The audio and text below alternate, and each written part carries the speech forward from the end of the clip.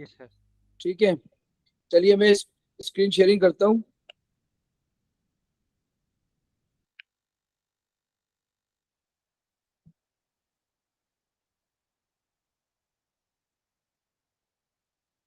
बेटा मैंने इस वक्त 2024 का फरवरी मार्च करा दिए।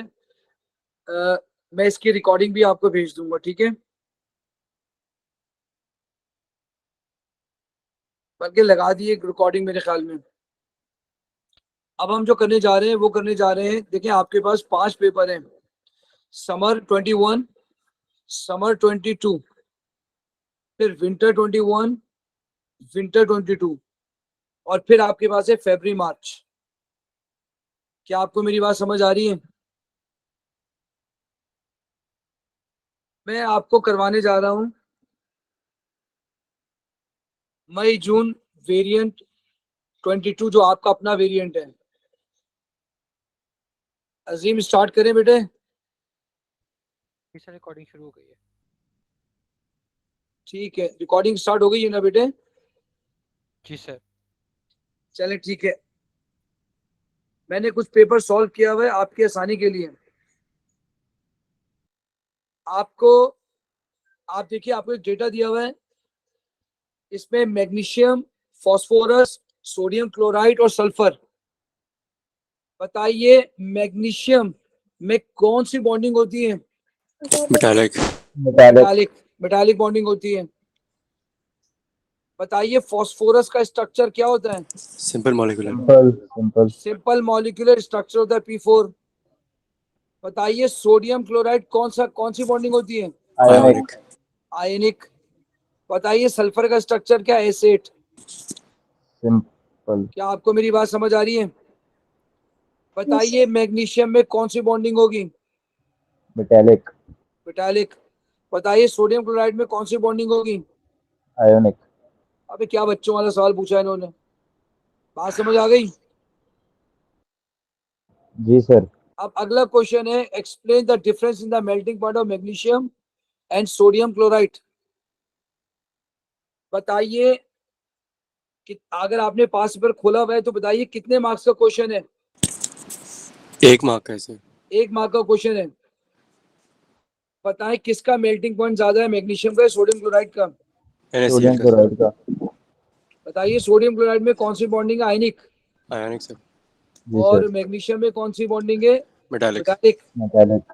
तो बता सकते हो डिफरेंस क्यों आ रहा है? Strong electrostatic forces of attraction.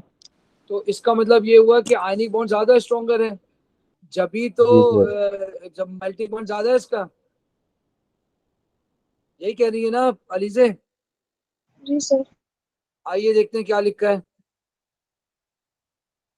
बिल्कुल सही आंसर है, ionic bonding is stronger than magnesium metallic bonding. इसने यहां लिखा था डिफरेंस, मैंने यहाँ पे खुल के लिख दिया ये ग्रेटर है या ये ग्रेटर है। तो आपने जगह थी, आपने ये भी लिखना पड़ेगा, डायरेक्ट ना लिख देना कि sodium chloride has ionic bonding और मैग्नीशियम। ये तो थोड़ी पूछ रहा है, वो पूछ रहा है डिफरेंस। आप बोलेंगे इसका ज्यादा है इससे, क्यों? क्योंकि इसमें आयनिक है which is stronger than metallic bonding. चलिए बताइए फास्फोरस और सल्फर के स्ट्रक्चर में और बॉन्डिंग में क्या फर्क है कि इनका मेल्टिंग पॉइंट चेंज आ गया? बताइए सल्फर का मेल्टिंग पॉइंट ज्यादा है या फास्फोरस का? सल्फर का सर। मैं जो पूछूंगा वो आंसर देना है, ठीक है? आपने ऐसी अटेंडेंस में आंसर नहीं देना, और एग्जाम में इसी का आंसर लिखना है बेटे।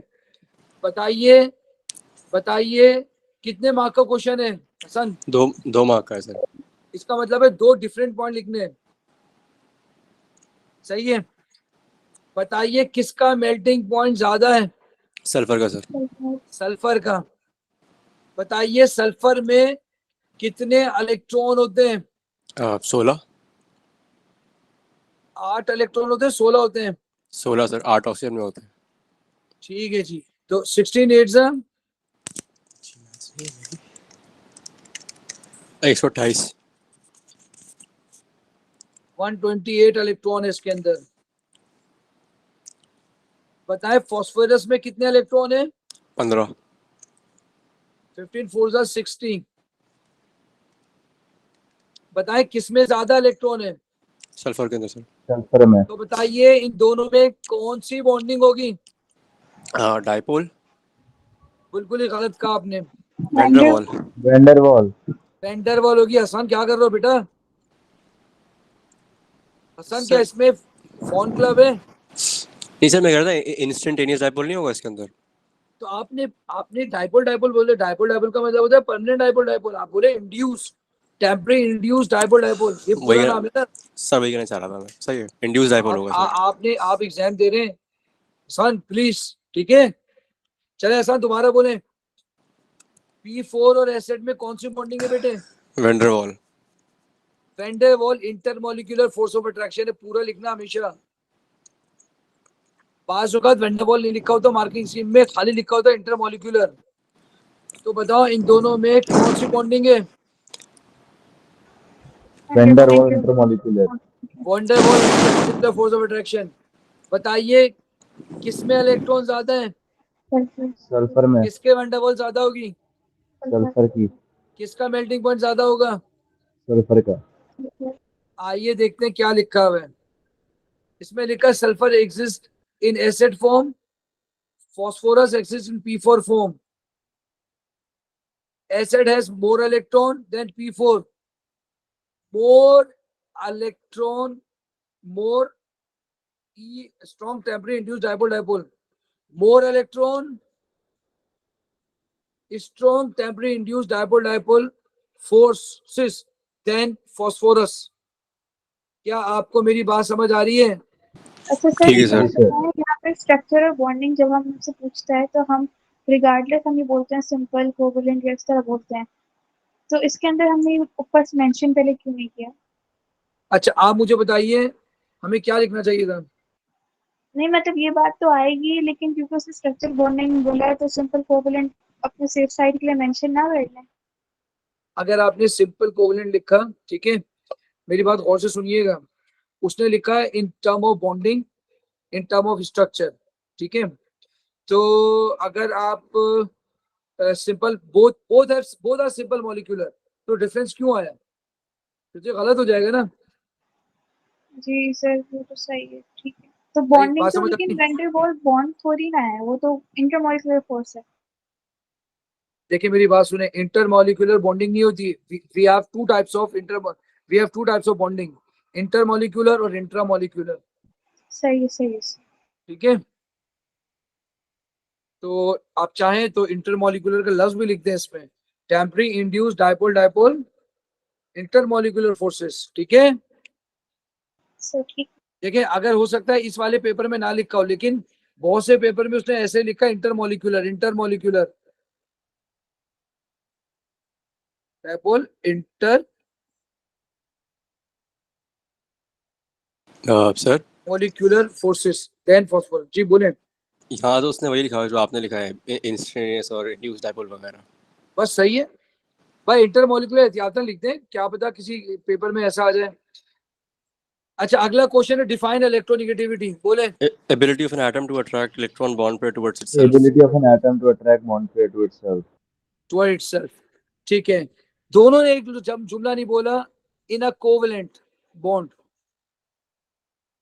मेरी बात समझ रहे हैं? सर एक मार्क का इसलिए नहीं बोला था, अगर दो का हो तो शायद बोल देता। नहीं आप हमेशा लिखेंगे मार्किंग स्कीम में, कभी ऐसा लिखा आ गया को, क्योंकि देखो इलेक्ट्रोनेगेटिविटी आयनिक में थोड़ी लिखते हैं। नहीं बात समझ रहे हैं? इस समझ गया सर, मैं ऐसे ही कह रहा था। सही है, देखते हैं इसमें लिखा है नहीं लिखा। इन अ कोवेलेंट बॉन्ड लिखा है। आप मेरी बात समझ रहे हैं? आपने इन अ कोवेलेंट बॉन्ड लिखना है मेरे बच्चा, हर सूरत में। क्या सीखा इलेक्ट्रोनेगेटिविटी में? आपने लिखना है इन अ कोवेलेंट बॉन्ड, हर सूरत में लिखना है। कभी मार्किंग स्कीम में लिखा हुआ आ गया, नंबर नहीं मिलेंगे आपको। बताइए across the period electronegativity increase होती है डिक्रीज होती है? इंक्रीज होती है सर, बढ़ जाती है। ठीक है, बताइए कितने मार्क्स का क्वेश्चन है? 2 मार्क है सर। 2 मार्क का क्वेश्चन है, 2 डिफरेंट पॉइंट लिखने हैं। मैं एक एक करके पूछता हूँ, ठीक है। प्लीज मार्किंग इसकी मत खोलना, सबको कह रहा हूँ मत खोलना। अली से आप बताएंगी पहला, why electronegativity increases across a period? 2 nuclear point, charge increases. अब दोनों पॉइंट बताओ। दोनों पॉइंट। पहला पॉइंट, जब मैं कहूँ पहला तो पहला बताए, पहला पॉइंट क्या? Nuclear charge increases across the ठीक है, across the period nuclear charge proton number nuclear charge increases, correct. Number 2, nuclear attraction increases, और एक और बताऊंगी अभी। न्यूक्लियर अट्रैक्शन इंक्रीजेस, ठीक है। और भी लिखना चाह रही हैं आप? Same shell same shielding.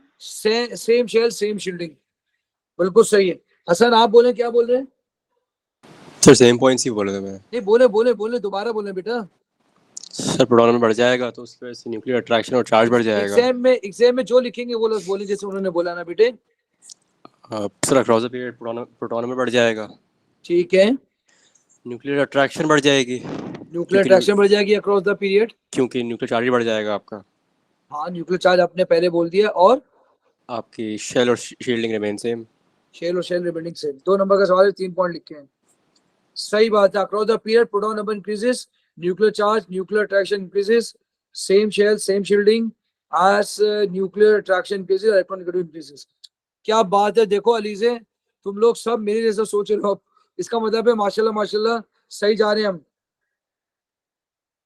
देखें, सवाल कह रहा है name the strongest intermolecular forces that exist between NH3 molecule. कितने मार्क का क्वेश्चन है?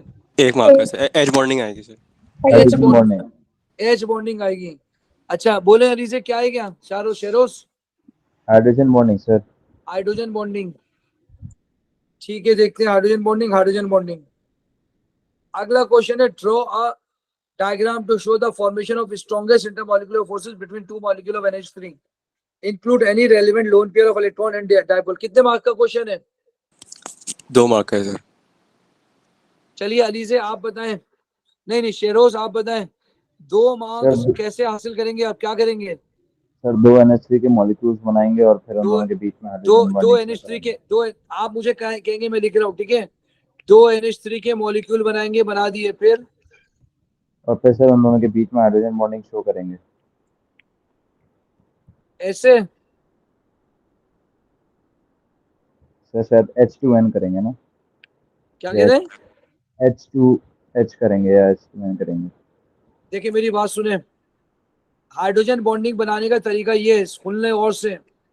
ये लिखा NH, इसका लोन पेयर, इसके बिल्कुल 180 डिग्री पे बनाने की कोशिश करते हैं, ठीक है। ये इसका आ गया लोन पेयर। अब क्या करोगे?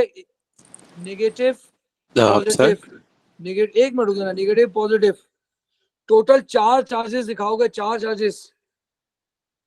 मार्किंग स्कीम में 3 लिखा होता है, मैं कहता हूँ 4। नहीं सर 4 लिखा है वहाँ पे। 4 ही लिखा हुआ है। हाँ 4 लिखा होता है usually। और यकीन मानो, अगर तुम खोलोगे ना मार्किंग स्कीम और पास पेपर में, उसमें एटलीस्ट 3 लिखा है। आप उठा के देख लेना, एटलीस्ट 3 लिखा है। अच्छा जी, अब आपने इसको दिखाना है हाइड्रोजन बॉन्डिंग, ये नंबर मिलेंगे। आप में से कोई बता सकता है कि नंबर कट रहे हैं मेरे? हाँ सर कटेंगे, वो लोन पे एक सर्कल भी आएगा।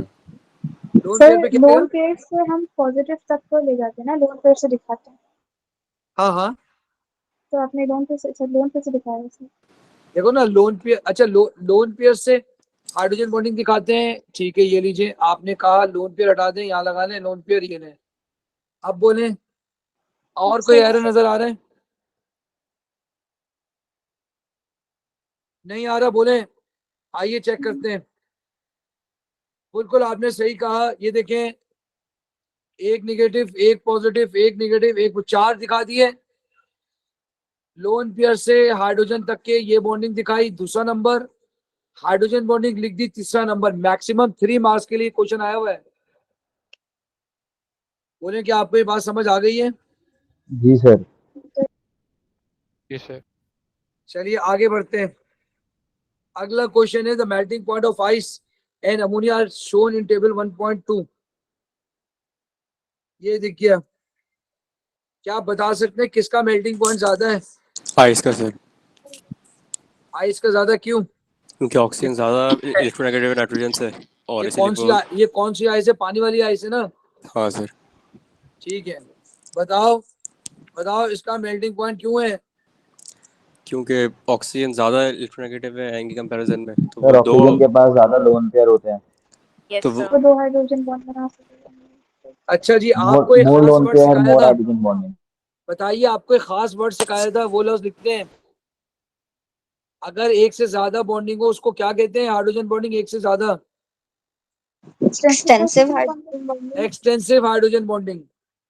तो आपने कहा ऑक्सीजन इज मोर इलेक्ट्रोनेगेटिव, इसकी हाइड्रोजन बॉन्डिंग ज्यादा स्ट्रांग होगी। आपने कहा oxygen has water has extensive hydrogen bonding. आइए सवाल पढ़ते हैं क्या है।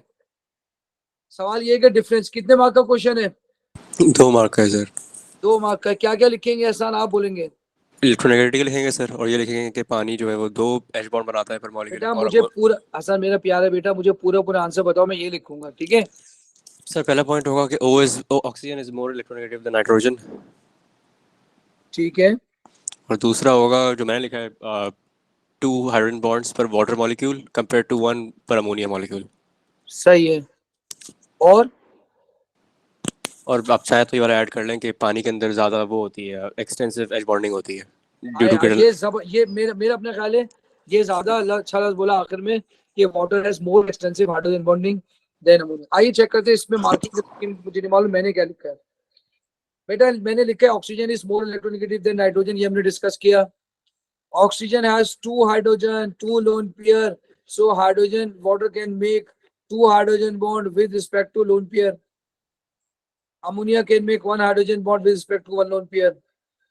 इसके साथ एक लफ्ज ऐड कर देंगे एक्सटेंसिव हाइड्रोजन बॉन्डिंग। ये देखें, ये देखें, वाटर ने 2 बॉन्ड बनाए, इसने 1 बनाया, ठीक है? अच्छा मेरी बात सुने गौर से। क्या आप बता सकते हैं कि मैंने यहाँ एक्सटेंसिव हाइड्रोजन बॉन्डिंग का लफ्ज क्यों नहीं इस्तेमाल किया? किधर सर? मैंने इस आंसर में एक्सटेंसिव हाइड्रोजन बॉन्डिंग का आंसर क्यों नहीं लिखा? क्योंकि आइस में वो स्ट्रक्चरल चेंज हो जाता है मेरे ख्याल से, इसलिए। अली से आप बताएं। सिर्फ 2 हैं इसलिए, और बेटा एक्सटेंसिव हाइड्रोजन बॉन्डिंग अमोनिया में ज्यादा है। अगर आप लिख के आते ना नंबर काट लेता। बताइए अमोनिया में कितने हाइड्रोजन है? 3। तो उसके 3 हाइड्रोजन बॉन्डिंग बनाते हैं, और वाटर के 2 हाइड्रोजन, खाली 2 हाइड्रोजन बॉन्डिंग बनाते हैं। तो किसमें ज्यादा हाइड्रोजन बॉन्डिंग हो रही है? सर पहले मेरे सवाल का जवाब दें। पानी में ज़्यादा नहीं होगी सर, क्योंकि पानी के पास 2 लोन पेयर है, तो लोन पेयर की बुनियाद पे होती है। पानी में 2 लोन पेयर हैं, ठीक है? कितने कितने कितने मैक्सिमम कितने बॉन्ड बनाएगा? 2। और अमोनिया एक ही बनाएगा सर, अमोनिया में एक ही लोन सुने पेयर है। दो, सुने दो, मेरी बात तो सुन ले। वाटर में कितने लोन पेयर हैं? 2 हैं। कितने हाइड्रोजन बॉन्ड बनाएगा? 2 बनाएगा, 2 मजीद दो। बनाएगा। 2 बनाएगा हाइड्रोजन बॉन्ड। अमोनिया में कितने हाइड्रोजन है? 3 है। 3। वो कितने हाइड्रोजन बॉन्ड बनाएगा? अच्छा ठीक है, समझ गया सर। 3 बनाएगा। तो आप एक अमोनिया 3 बना रहा है हाइड्रोजन बॉन्डिंग, भाई वाटर 2 बना रहा है, तो एक्सटेंसिव हाइड्रोजन बॉन्डिंग लिख के मैं मरना था मुझे। सर तो तो फिर लिहाजा अमोनिया का हाई मेल्टिंग पॉइंट क्यों नहीं है? ये तो फिर चीटिंग होगी। तो इसका मतलब ये हुआ ना डोमिनेटिंग फैक्टर नहीं है एक्सटेंसिव हाइड्रोजन बॉन्डिंग इधर। आपको याद नहीं मैंने क्लास में कराया था कि अगर जैसा सवाल वैसा जवाब। अगर यहाँ सवाल ऐसा होता अमोनिया का ज्यादा क्यों है, तो मैं लिखता ammonia has 3 hydrogen, ammonia has extensive hydrogen bonding. मेरी बात समझ में आ रही है? जैसा सवाल वैसा जवाब। सर तो एक्सटेंसिव हाइड्रोजन बॉन्डिंग हाइड्रोजन पे डिपेंड करती है कि कितने हाइड्रोजन होंगे। अगर लोन पेयर पे भी डिपेंड कर रही होगी, लोन पेयर पे भी करती है, हाइड्रोजन पे भी करती है। भाई लोन पेयर का चार्ट डालोगे, लोन पेयर हाइड्रोजन के साथ बॉन्ड बनाएगा ना, 2 लोन पेयर 2 हाइड्रोजन बॉन्ड। नीचे नीचे 3 हाइड्रोजन अमोनिया के बाद, तो 3 हाइड्रोजन बॉन्डिंग बना सकता है ना यार। क्यों नहीं समझ रहे? समझ गए सर, समझ गए। समझ गए ना? ये देखो मैं तुम्हें बना के दिखाता हूँ, ये देखो। एक इसके साथ बना लेगा, एक इसके साथ बना लेगा। कितनी बॉन्डिंग हो गई है? 3 हो गए। 3 हो गई ना बेटे? बोलो यहां तक किसी ने कुछ पूछना है? पहला क्वेश्चन हो गया है। बोलो मेरे बच्चों, पहले क्वेश्चन के बारे में किसी ने कुछ पूछना है? नहीं सर। अच्छा जी, अब पीरियोडिसिटी का क्वेश्चन है, chlorine is a reactive element, it form many compound, complete 2.1 to show the maximum oxidation number of the element sodium to phosphorus in their chloride. अब मेरी बात गौर से सुनिए, बताइए सोडियम कौन से ग्रुप में है? ग्रुप 1 में सर। तो +1। बताइए मैग्नीशियम कौन से ग्रुप में है? बोलो बेटा। दूसरे ग्रुप में सर। +2। एल्युमिनियम कौन से ग्रुप में है? तीसरे में। +3। सिलिकॉन कौन से ग्रुप में है? चौथे। तो मैंने यहाँ लिखा +4 -4, या तो 4 लेगा या 4 दे देगा इलेक्ट्रॉन। बोलो फास्फोरस कौन से ग्रुप में है? ग्रुप 5। तो मैंने यहाँ लिखा -3। मेरी बात समझ आ रही है? ओ भाई फास्फोरस 3 इलेक्ट्रॉन लेके अपना ऑक्टेट पूरा कर लेगा ना यार। सर तो हम क्या समझ आ लिखें, रहा? +5 लिखें या -3 लिखें? आप अभी -3 लिखे, मैं समझा रहा हूँ ना कि -3 क्यों गलत है। ये -3 भी सही था, ये -4 भी था, ये प्लस भी था, ये भी सही था। क्या लिखा है इसने इधर? Maximum. Maximum oxidation number group number से देख के लिखेंगे।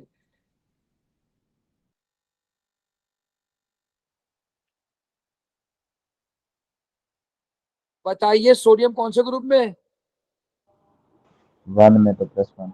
तो +1। मैग्नीशियम कौन से ग्रुप में है? 2 में। +2। 2 के 2 इलेक्ट्रॉन निकाल देगा। पता है एल्यूमिनियम कौन से ग्रुप में है? 3 में। तो भाई तीनों की तीनों निकाल देगा। सिलिकॉन कौन से ग्रुप में है? 4 में। तो 2 ऑप्शन है, या तो 4 ले ले या 4 दे दे।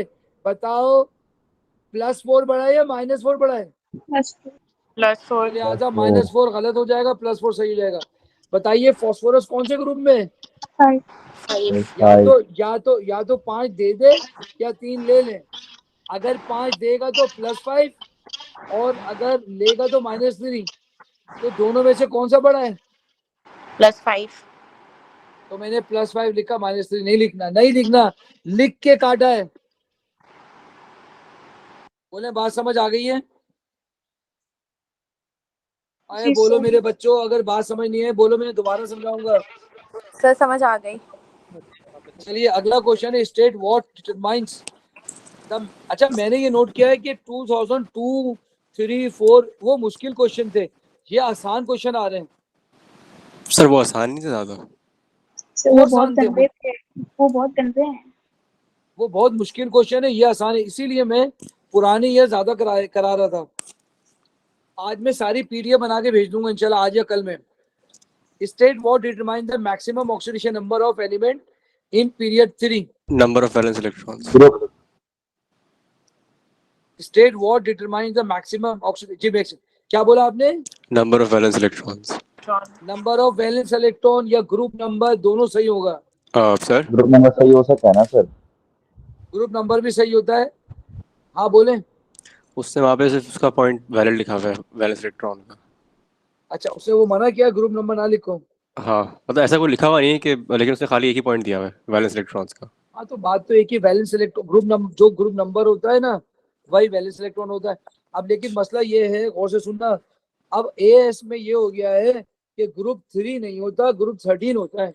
तो क्या 13 वैलेंस इलेक्ट्रॉन लिखेंगे? नहीं सर। इसलिए ये ज्यादा अच्छा है कि नंबर ऑफ वैलेंस इलेक्ट्रॉन लिखो as compare to group number. ठीक है सर। क्या आपको मेरी बात समझ आ रही है? Yes sir. चलिए अगले क्वेश्चन पे जाते हैं। एक मिनट रुकिएगा, ठीक है। चलिए अगला क्वेश्चन है, an excess of cold water is added to the chloride of silicon. बताइए क्या सिलिकॉन क्लोराइड SiCl4, बताइए SiCl4 सिंपल मॉलिक्यूलर है, जाइंट है? सिंपल मॉलिक्यूलर सर, लिक्विड होता है। मॉलिक्यूलर है। सिंपल है। 50 हवा मैंने बोला है, SiCl4 सिंपल मॉलिक्यूलर है। बताइए सॉलिड होता है, लिक्विड होता है, गैस? Liquid sir. लिक्विड। ये लिक्विड होता है। जब पानी में डालेंगे क्या होगा, गौर से देखिएगा। याद रखिएगा ग्रुप 4 का कोई भी एलिमेंट हो यही रिएक्शन होगा। मैं आपको इसकी जगह M लिख रहा हूं, M का मतलब है ग्रुप 4। इसमें जैसे ही पानी डालेंगे तो HCl बनेगा। बताएं लेफ्ट साइड पे कितने क्लोरीन है? 4। चार चार तो HCl यहाँ 4 आ जाएगा, 4 HCl। बताएं और क्या बनेगा? M oxide, oxide. ऑक्साइड बनेगा। M ऑक्साइड सर, M बनेगा। ऑक्साइड। यहाँ बीच वाले में सिलिकॉन ऑक्साइड बनेगा यानी। बेटा यानी इसलिए यहाँ 2 आ जाएगा। और क्या करूं बोले? MO2 होगा ना सर? M ग्रुप 1 का है, ग्रुप 4 ग्रुप। है ना, ग्रुप 4। हाँ इसकी सर। वैलेंसी 2, इसके नीचे 2, 2 1 2, 2 2 4, MO2 बनेगा। चेक करें, यही है। हाँ सर यही है। M is equal to group 4, group 14। यकीन माने टुलेरियम के साथ ये आई हुई है, आप देख लीजिएगा पास पेपर, टुलेरियम के साथ ये आई हुई है। आगे बढ़ते हैं। बताइए पीएच क्या होगी इसकी? 2 लिखा है सर आपने इसकी। क्यों? एसिडिक कंपाउंड होगा सर। दोनों कौन एसिडिक एसिडिक? हैं। दोनों सर HCl और SiO2। दोनों एसिडिक है। हाँ बोले, जोर से बोले, क्या बोल रहे हैं? मैं कह रही हूँ HCl प्रोड्यूस हुआ है ना, तो HCl की pH 2 होती है, बिल्कुल सही है। HCl की 2 होती है। बताइए सिलिका ऑक्साइड एसिडिक होता है, बेसिक होता है? होता है एसिडिक सर। एसिडिक होता है, ठीक है, ठीक। HCl स्ट्रॉन्ग एसिड है, इसलिए pH 2 है। बताइए an excess of cold water is added to the chloride of phosphorus. बताइए फास्फोरस PCl3 PCl5, बोले पानी डालेंगे क्या बनेगा?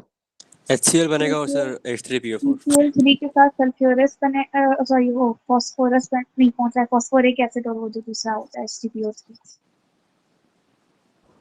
डिपेंड करता है ना, हम PCl3 डाल रहे हैं PCl5। अच्छा जी, ठीक है। बताइए PCl3 में डालेंगे तो क्या बनेगा? फास्फोरस। HTPO3 और HCl। दोबारा बोलिए, POCl3 और HCl। H3PO HTPO3। और HCl। अच्छा, H3PO3 बनेगा, ठीक है। क्या कह रहे हैं, दोबारा बोलें। शाबाश, दोबारा बोलें। सिलिकॉन। क्या हो गया, आवाज नहीं आ रही मेरी, मेरे बच्चों? है, मैंने कहा H3PO3 और HCl। और अगर PCl5 होगा तो? HCl और H3PO4। H3PO4। ये आपने H3PO4 रट्टा बन मानना जाएगा। है, ये आपने रट्टा मानना है, ठीक है। अच्छा बताइए, मैंने PCl5 लिखा है, ठीक है। क्या ऊपर मैंने PCl5 का कुछ लिखा था? पर आपने ये लिखा था कि आप बताइए PCl3 में क्या बनेगा, दोबारा बोलें, लिखवाएं। H3PO3 बनेगा। PCl3 plus H2O give H3PO3 जी जी सर। Plus HCl again. जी सर। शाबाश। सर, अच्छा बताएं हमने PCl3 क्यों नहीं लिया इसमें? आप ये PCl3 ले लें। सही। तो 3 ये हैं। वैसे मैं होता तो मैं PCl5 ही लिखता, क्योंकि उसने मैक्सिमम ऊपर 5 प्लस 5 से कराया है। सही है सर। बताएं इक्वेशन बैलेंस है क्या? 3 और 3 6, यहाँ 3 आ जाएगा, बैलेंस हो गई। बताइए ऊपर वाले एसिड का नाम क्या है? फास्फोरस। याद रखिएगा, अगर ऑक्सीजन कम हो तो रस, ऑक्सीजन ज्यादा हो तो रिक। इंस्टा पे मैंने पूरी बना के डाला हुआ है, इस सब का बार बार कह रहा हूँ, आप उसको जाके देखें वहां पे, या यूट्यूब पे जाके देखें। ये रस है तो फिर ये क्या होगा? रिक। Phosphoric acid. अच्छा बिल्कुल सर, सही है। हाँ बोले बेटा। अगर उसने ऑप्शन नहीं दिया हुआ PCl3 का तो इसका मतलब ये तो नहीं ना कि गलत है PCl3 वाली इक्वेशन। देखें इसमें कहीं पर भी कुछ नहीं लिखा हुआ। आप चेक कर लें। लेकिन ऊपर उसने जो लिखा है ना वो हाँ सर। मैक्सिमम ऑक्सीजन स्टेट +5 लिखाया हुआ है। तो मेरा मशवरा ये है कि +5 से लेके, क्योंकि ऊपर +5 लिखाया हुआ है, वरना ठीक है सर। PCL 3 भी गलत नहीं होगा, इसने कहीं लिखा नहीं है।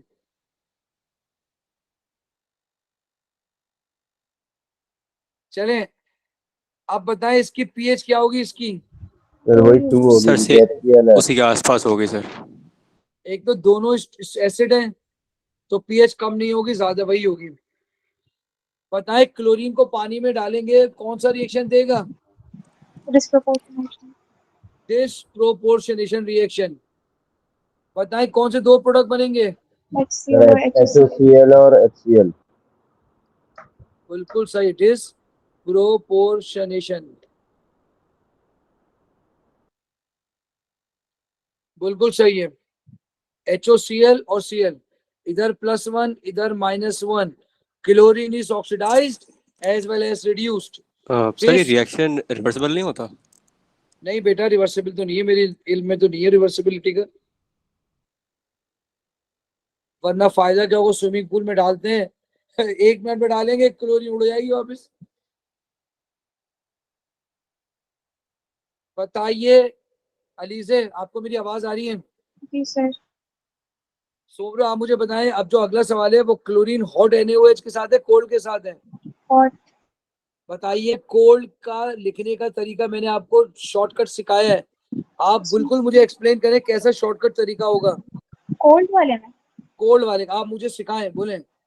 कोल्ड वाले के अंदर ये होता है कि उसके अंदर नाक्लो बनेगा।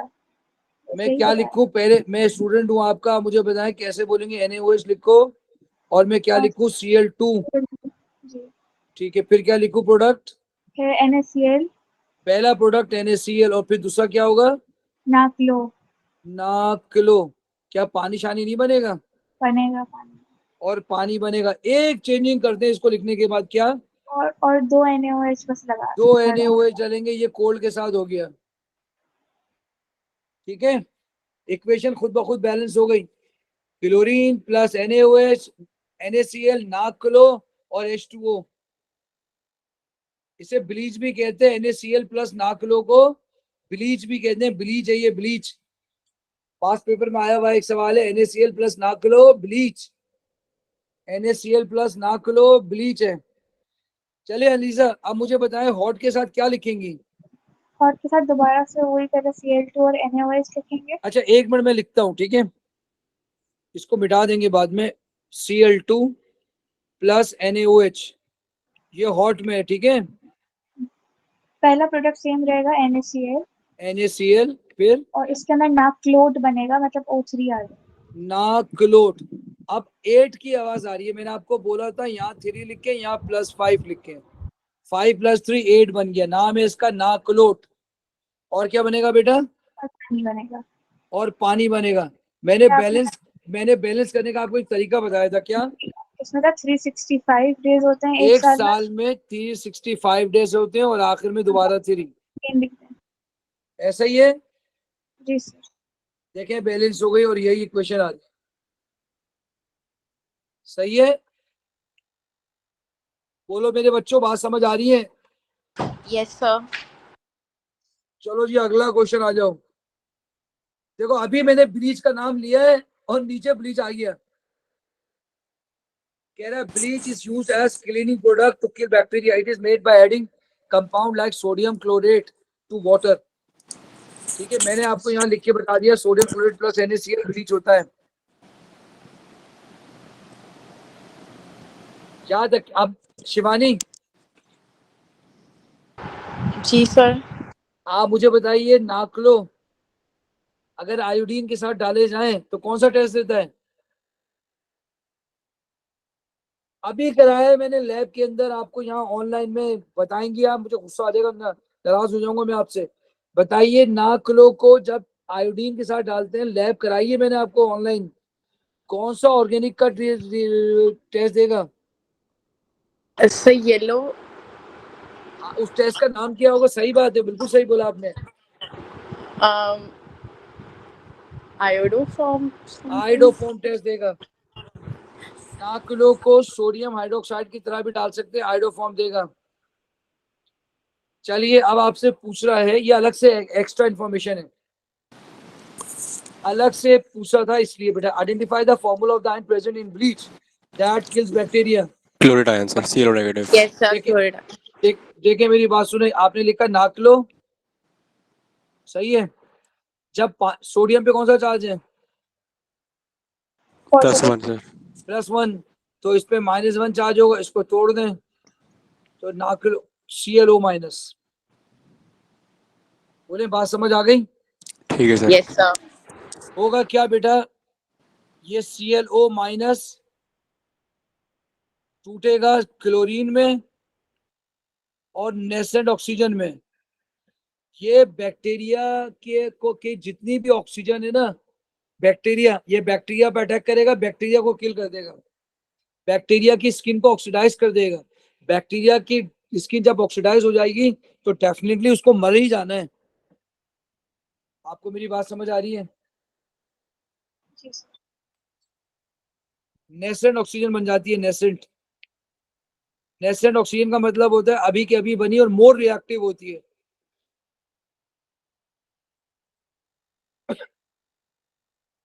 अब ये कह रहा है sodium chlorate react with hydrogen peroxide to produce sodium chloride water and oxygen gas, construct an equation. देखो मेरे बच्चे, ये तुमने लिखा नाक्लो, इसमें डाला हाइड्रोजन परऑक्साइड। परऑक्साइड का मतलब होता है 2 ऑक्सीजन। सोडियम क्लोराइड बना रहा है, वाटर बना रहा है, प्लस ऑक्सीजन। बोले क्या ये बैलेंस है? जी सर, लग तो रही। जी सर, बैलेंस लग तो रही है, आइए देखते हैं। जी हाँ, ये बैलेंस है। इत्तेफाक से डायरेक्टली बैलेंस नजर आ रही थी। अगला सवाल है, sample of bleach W contain an unknown concentration of sodium chlorate. ये न्यूमेरिकल है। 10 cm of W is diluted with distilled water to make a total volume। आइए मैं आपको सिखाता हूँ कैसे। देखें, आपसे कहा है इसने W जो है वो ब्लीच है, contain unknown concentration sodium chlorate. आपके पास 10 cm³ W लिया आपने, आपने इसको 100 cm³ में डाइल्यूट कर दिया। इसमें इतना पानी डाला,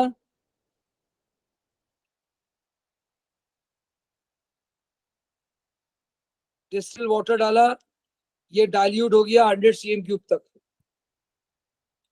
अब ये कह रहा है कि 25 cm³ दिस डाइल्यूटेड सोल्यूशन, ये ले ले 25 cm³।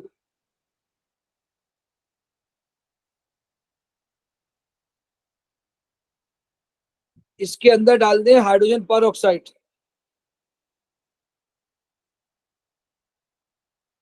इसमें डालें, फिर इसमें कह रहे हैं आप डाल दें इसके अंदर हाइड्रोजन परऑक्साइड। अगर आप इसके अंदर वो डाल देंगे ना, क्या नाम है,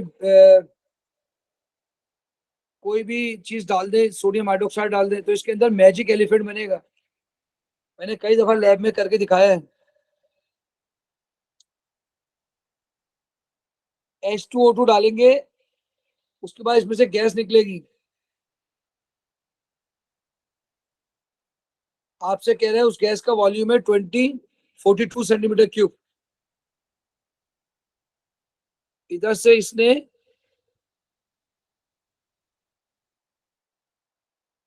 गैस कलेक्ट कर ली, गैस 40 cm³ गैस है। मेरा आपसे सवाल है, ये 5 स्टेप में मैंने किया है, आपसे बोले कंसंट्रेशन मांग रहा है या डेंसिटी मांग रहा है? डेंसिटी मांग रहा है सर। डेंसिटी मांग रहा है एक तरह देखा जाए तो। डेंसिटी मांग रहा है, डेंसिटी मांग रहा है, ठीक है। आप मुझे देखिए, मुझे भी कुछ नहीं आ रहा करना, आप मुझे बताएं कि आपको जो गैस प्रोड्यूस हुई है वो कौन सी गैस प्रोड्यूस हुई होगी? ऑक्सीजन। Oxygen oxygen. उसका कितना वॉल्यूम दिया बेटा? 42। 42। क्या ये रूम टेम्परेचर पे काम हुआ है? हाँ सर। तो बताइए रूम टेम्परेचर पे 24,000 सीएम क्यूब में कितने मोल होते हैं? 1 मोल होता है सर।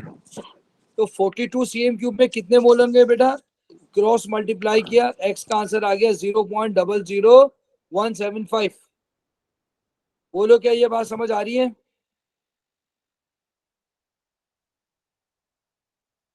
जी सर। जी सर। अच्छा बताओ, ऑक्सीजन और नाकलो में कितना मोल रेशियो है? 1:1 का रेशियो है सर। तो भाई तुम सेम मोल होते हैं इनके। नाकलो के भी मोल निकाल सकते हो।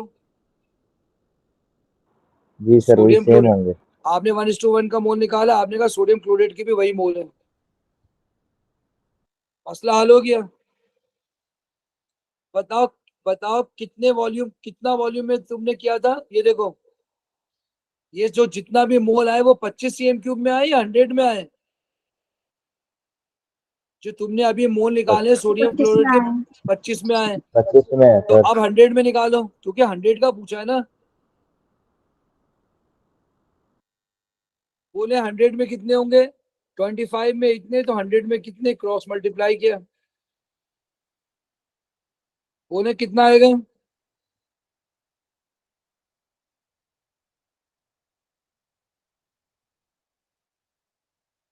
बेटा यही आएगा ना, 7 × 10⁻³ जी जी सर, यही आ रहा है। अब आपने क्या करना है, नाकलो का एमआर निकालना है नेक्स्ट स्टेप में।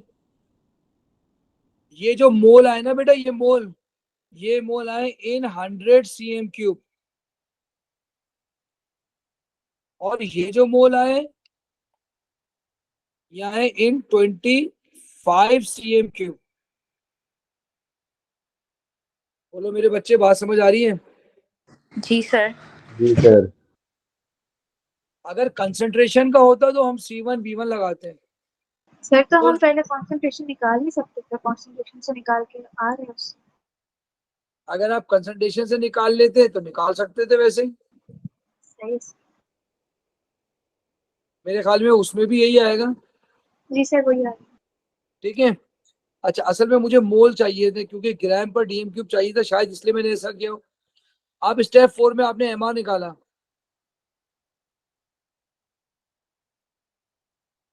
आपको मेरी बात समझ आ रही है?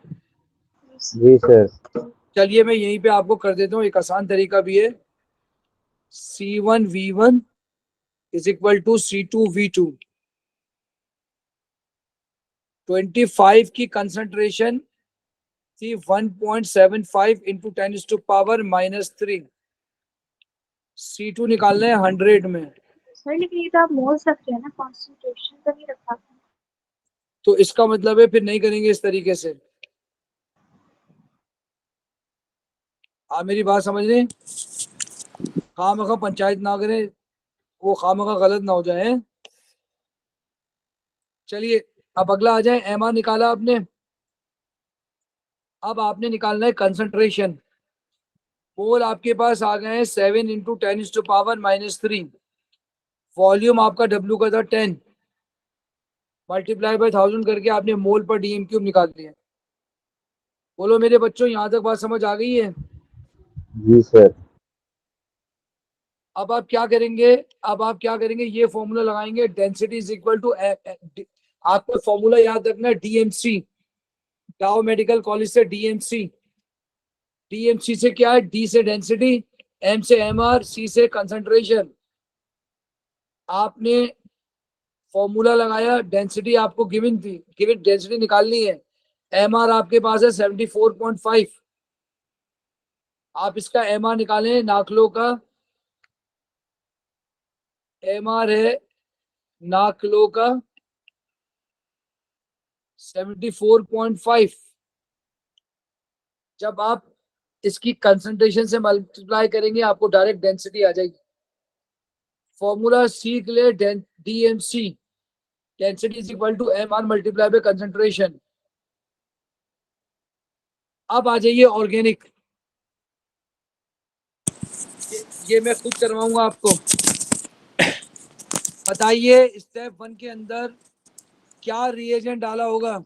NaCN, इथेनॉल और हीट। कंडीशन इसकी हीट होगी। जब भी साइनाइड ऐड करते हैं अगर यहाँ क्लोरीन है तो NaCN, अगर कार्बोनाइल है तो HCN। क्या आपको मेरी बात समझ आ गई है? सर हम KCN नहीं डाल सकते हैं ना? जी हाँ, 2023 वेरिएंट 22। बताइए सोडियम साइनाइड को पानी में डिसॉल्व करेंगे या इथेनॉल में? इथेनॉल में सर। इथेनॉल में सर। शाबाश, वरना तो पानी रिएक्ट कर जाएगा। क्या क्या रेट बढ़ाने के लिए हीट अंडर रिफ्लक्स करना पड़ेगा? करना पड़ेगा सर। तो हीट अंडर रिफ्लक्स कर दिया। बताइए साइनाइड बन गया तो उसके बाद कार्बोक्सिलिक एसिड बनाना है, क्या डालें? H2SO4 H2SO4 concentrated dilute. Dilute. Dilute डाल देंगे, कार्बोक्सिलिक एसिड बन जाएगा। अब बताइए क्या करा, कैल्शियम डाला है, अब कैल्शियम क्या करेगा? एसिड वो एसिड और मेटल रिएक्शन है सर।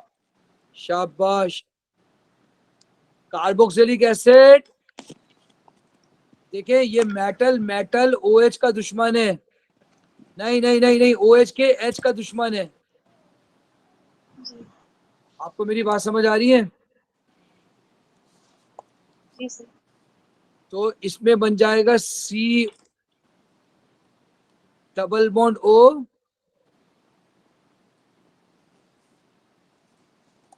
OCA। क्या आपको मेरी बात समझ आई? दोबारा करूं, दोबारा सुने। CH3 CH2 C00, कैल्शियम की वैलेंसी 2 या कैल्शियम। बोलो मेरे बच्चों, बात समझ आ रही है? ठीक है सर। सर H2 भी बताइए। हाँ बोले। H2 भी आएगा ना, हाइड्रोजन। हाँ हाइड्रोजन गैस तो लाजमी आएगी, बैलेंस नहीं करनी। बताइए पहले रिएक्शन का नाम क्या है? Nucleophilic substitution. शाबाश। क्यों? क्योंकि क्योंकि निगेटिव चार्ज वाला जा रहा है, निगेटिव वाला आ रहा है।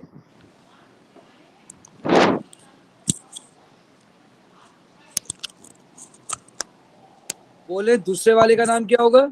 Acid hydrolysis. Acid hydrolysis. बताए तीसरे वाले का नाम क्या होगा? Acid plus metal reaction sir. Redox. Redox. बताइए कैल्शियम 0 से +2 हुआ है हाँ सर, सही है सर, ठीक है। तो वो ऑक्सीडाइज हो गया। कार्बोक्सिलिक एसिड 0 से -1 हुआ है, वो रिड्यूस हो गया। मेटल के तमाम रिएक्शन रिडॉक्स होते हैं। बताइए पहले स्टेप में क्या लिखूं? NaCN और ethanol plus heat. NaCN, ethanol और हीट अंडर रिफ्लक्स।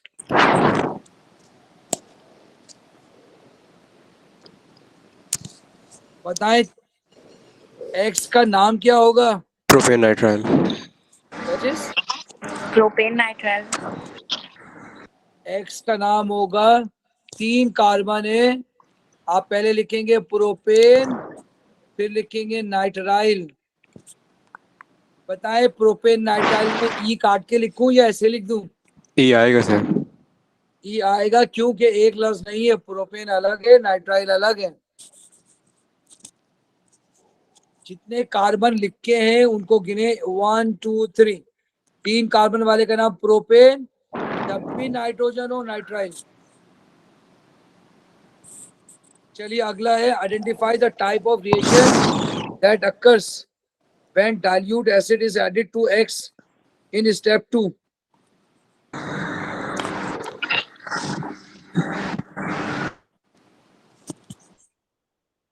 बोले identify type of reaction where dilute acid is added to X। बोले क्या नाम है इसका? Acid hydrolysis. Acid hydrolysis. बताइए in step 3 why and a gas are produced. Construct an equation for step 3.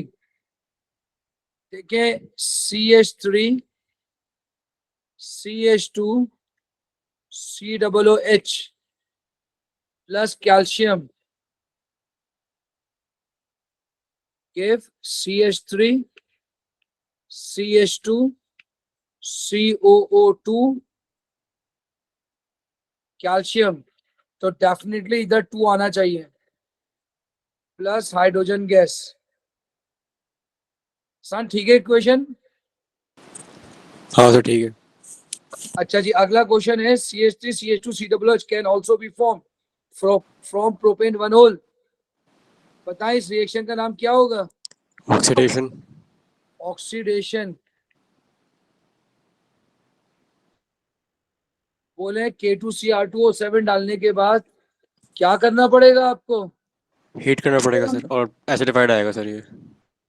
Acidified, number 1 आपने बोला acidified K2Cr2O7 और heat and reflux. heat under reflux without distillation. No distillation is required.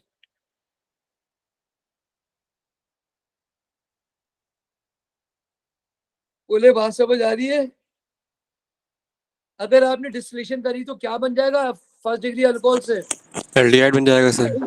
अबे तो भाई हमें aldehyde बनाना है, carboxylic acid बनाना है। Carboxylic. तो भाई डिस्टिलेशन कौन करेगा भाई? कोई नहीं करेगा। अब आपसे कह रहे हैं एक्स के अंदर बताओ कितने सिग्मा है कितने पाई। आपने स्ट्रक्चर बनाना होगा पूरा एक्स का।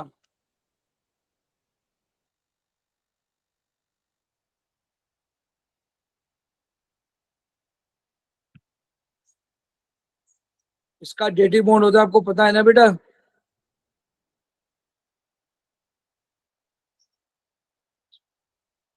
बोले कितने सिग्मा है? 8। बिल्कुल सही है, 8 सिग्मा। पता है कितने पाई हैं? 2। एक ऊपर वाला पाई, एक ये वाला पाई, 2 पाई हैं। चलिए क्वेश्चन नंबर 4।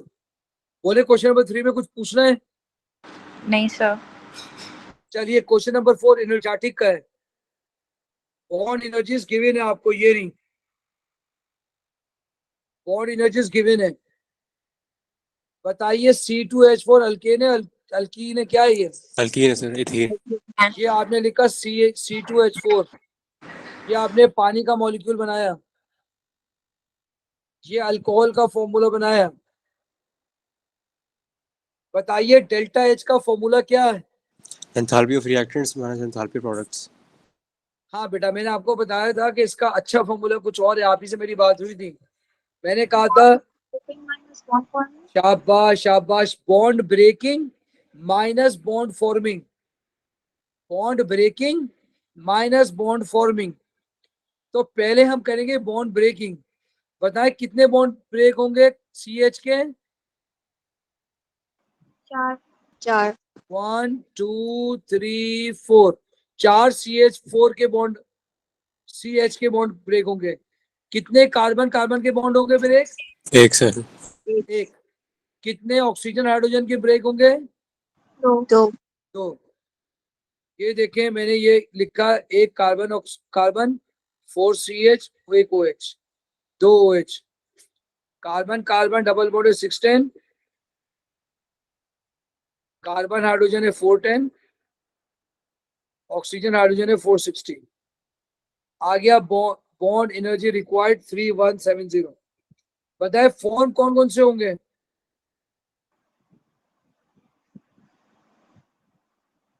सर C2CO जितने भी दिख रहे हैं वहाँ पे। बेटा एक ये होगा, कितने CH के बॉन्ड जा रहे हैं? 5। 5। कितने कार्बन कार्बन के बॉन्ड बन रहे हैं? 1।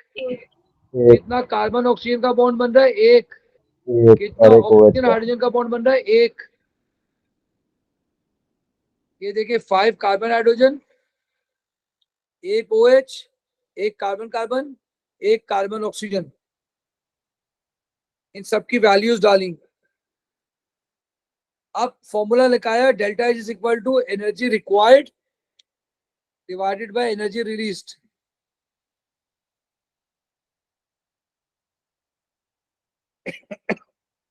तो बेटा 3170 माइनस 3220 माइनस माय आंसर। बताएं एंडो एक्सो? एक्सो। एक्सो, ये रिएक्शन एक्सोथर्मिक है।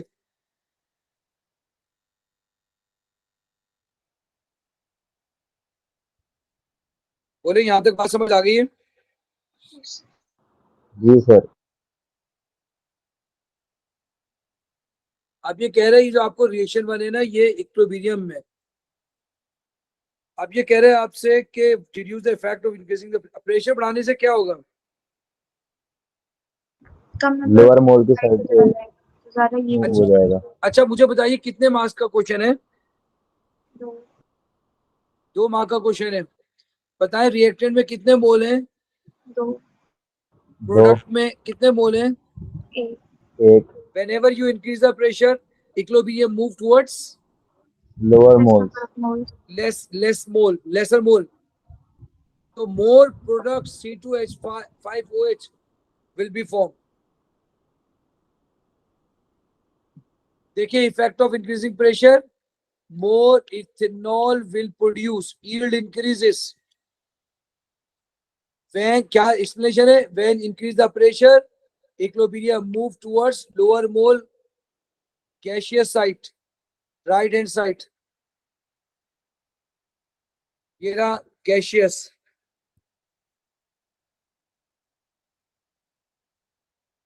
बेटा मैंने गैस कलर्स लिखा है, गैस लिखेंगे। अगर लिक्विड होता ना तो कुछ नहीं होता, गैस लिखेंगे, गैस की बात हो रही है।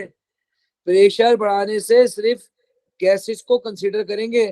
अगर कोई एक भी लिक्विड होता, मिसाल के तौर पे यहाँ लिक्विड होता, तो बताइए प्रेशर बढ़ाने से क्या होता? No effect. No effect, because here you have one mole, here you have one mole. When you increase the pressure, equilibrium does not move in any direction. क्या आपको ये बात समझ आ गई है? सर अगर जो प्रोडक्ट साइड है उसके मोल ज्यादा होते हैं तो फिर तो हाँ। इफेक्ट होता ना। क्या कह रहे हो? अगर प्रोडक्ट साइड के मोल्स फॉर सपोज 2 होते हैं और रिएक्टेंट के 1 होते हैं तो हम इसको फिर कंसीडर करते हैं ना, क्योंकि हम लिक्विड वाले को तो कंसीडर नहीं करते, तो 2-1 का रेशियो हो जाएगा। हाँ वो तो जाहिर सी बात है, गैशियस मोल को देखेंगे। ठीक है। अच्छा अब देखो ये तुम्हें सवाल नजर आ रहे हैं यहाँ पे,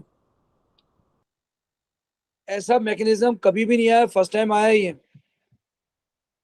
अगर आप में अकल होगी ना तो आप इलेक्ट्रोफिलिक एडिशन लिख देंगे। ये पाई इलेक्ट्रॉन है, पाई इलेक्ट्रॉन। इस पाई इलेक्ट्रॉन की रिपल्जन की वजह से हाइड्रोजन का इलेक्ट्रॉन ऑक्सीजन की तरफ चले जाएगा।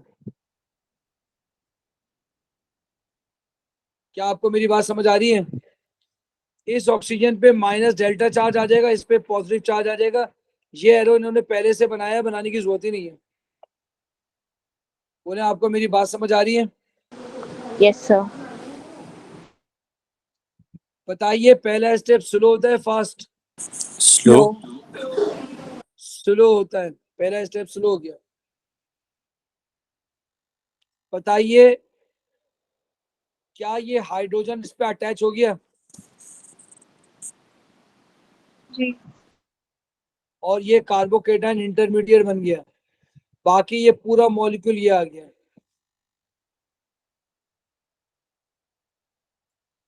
अब दूसरे स्टेप में क्या होगा? ये जो पानी है, पानी जाहिर सी बात है ये एक्वस ही होगा, फॉस्फोरिक एसिड। ये पानी रिएक्ट कर रहा है इसके ऊपर। आपको मेरी बात समझ आ रही है? जी सर। और ये पानी का मॉलिक्यूल ऐड हो गया। बोलो मेरे बच्चों मेरी बात समझ आई है कि नहीं आई है? अरे बोलो मेरे बच्चों बात समझ आ गई है? तो यार वो फोरस वाला नहीं जाएगा क्योंकि अब कंपटीशन होता है वो जैसा आपने करवाया। क्या कह रहे हो, दोबारा बोलना। मैंने कहा कि जैसे आपने बनवाया था कि एक्वस ब्रोमीन हो तो OH भी जा सकता है, Br भी जा सकता है, तो वही वाला इधर है। इसमें इन्होंने बोला नहीं है ना। लेकिन मैंने खुद करके दे दिया। अब देखते हैं सवाल में क्या लिखा है, देखते हैं। सर आप पेंथैलिपी वाला सवाल वो एक पेपर बार 1 का फिर क्वेश्चन दिखा सकते हैं? मैं पेपर खत्म होने के बाद दिखाता ओके हूँ, सर। ठीक है। मेरी मेरी बिल्कुल A2 की क्लास रेडी है बिल्कुल। अच्छा देखो, ये आपको समझ आ गया, ठीक है। आप बताएं, describe the behaviour of H3PO4। क्या किया इसने? H पॉजिटिव होना है सर। प्रोटॉन डोनेट किया है, H पॉजिटिव डोनर। उसे क्या कहते हैं? Bronsted Lowry acid. बिल्कुल सही है, Lowry Bronsted and Lowry acid, ठीक है। Lowry and Bronsted acid. Sir हाँ बोले। तो आपने लिखा है इस पे H पॉजिटिव नहीं आएगा, किस पर H पॉजिटिव आएगा? तो आपने आंसर लिखा है उस पे। हाइड्रोजन डोनर लिखा, प्रोटॉन डोनर ये नहीं। हाइड्रोजन डोनर नहीं होता, प्रोटॉन डोनर होता है। आप सही कह रहे, पॉजिटिव आना चाहिए। बताइए इस फिगर 4.1 में कौन इलेक्ट्रोफाइल है? CH3 CH2 positive sir. अच्छा सॉरी। स्टेप 2 की बात कर रहा है ना वो, स्टेप 2 में पूछ रहा है इलेक्ट्रोफाइल। तो तो CH3 CH2 प्लस होगा। इलेक्ट्रोफाइल भिखारी होता है, इलेक्ट्रॉन का भिखारी पॉजिटिव चार्ज वाला इलेक्ट्रोफाइल होता है। तो सेकंड स्टेप में यही आपको इलेक्ट्रोफाइल नजर आ रहा है। इलेक्ट्रोफाइल वो होता है जिसमें लोन पेयर से अटैक किया जाता है। तो भाई बिल्कुल सही कहा, इलेक्ट्रोफाइल CH3CH2 है। यही कार्बोकेटाइन जो मैंने ऊपर लिखा है, कार्बोकेटाइन इंटरमीडिएट वही है। इलेक्ट्रॉन लोन पेयर एक्सेप्टर है। बच्चा कह सकता है सर ये भी तो पॉजिटिव है, तो मैंने इसलिए लिखा इलेक्ट्रॉन लोन पेयर एक्सेप्टर। ये एक्सेप्ट कर रहा है लोन पेयर, ये नहीं कर रहा। आपको मेरी बात समझ आ रही है कि नहीं आ रही मेरे बच्चों? चलिए आगे बढ़ते हैं। अब ये कह रहा है कि भाई complete figure 4.2 to show the mechanism for the step 3। अब स्टेप 3 भी दिखा दिया उसने। वो जो 2 नंबर का सवाल है, ठीक है, वो जो यहाँ पे आपका ये बना था ना, ये वाला, इससे इसका रिएक्शन करा दिया इसने। इस पर पॉजिटिव चार्ज है, ये लोन पेयर से अटैक करेगा। इस पर पॉजिटिव चार्ज है, ये लोन पेयर से अटैक करेगा इस पे। बात समझ आ रही है कि नहीं आ रही है बेटे? सर बोले। आपने मतलब हाइड्रोजन पे तो फिर नेगेटिव चार्ज आएगा ना, अगर उस पे ऑक्सीजन पे पॉजिटिव है। देखिए मेरी बात सुने, आप अगर गौर से देखें कि ये इसमें कन्वर्ट हो गया है ना। जी सर। बताइए ये क्या लेके गया वापस? ये हाइड्रोजन वापस अपने साथ ले। हाइड्रोजन वापस लेके गया। तो यहाँ तो हाइड्रोजन न्यूट्रल है, इसको तो भिखारी होना चाहिए। भाई ये तो इलेक्ट्रोफाइल पे अटैक करता है ना, भिखारी पे। तो आपने इलेक्ट्रॉन ट्रांसफर क्लाउड बनाया हुआ है उधर। तो पहले हाइड्रोजन ने अपना इलेक्ट्रॉन ऑक्सीजन को दे दिया, ऑक्सीजन रोने लगा मेरा इलेक्ट्रॉन ही मैं पॉजिटिव हूँ। हाइड्रोजन ने कहा भाई मेरे पास ये इलेक्ट्रॉन है, ये ले ले भाई तू। जैसे इसने दिया, ये डेल्टा पॉजिटिव हो गया, इसने अटैक कर दिया इस पे। तो हम HP डेल्टा पॉजिटिव अपनी तरफ से शो करेंगे। आप दिखा दें, कोई इतना बड़ा इशू नहीं है। चलें, Yes. दिखा दें आप इसमें डेल्टा पॉजिटिव। लेकिन अगर आपने ऊपर नीचे डेल्टा पॉजिटिव दिखाया तो ऊपर डेल्टा नेगेटिव दिखाना पड़ेगा। जैसे ही आपने जैसे ही आपने डेल्टा नेगेटिव दिखाया, एग्जामिनर कहेगा वो तो पॉजिटिव था। ठीक है। आप मेरी बात समझ रही हैं?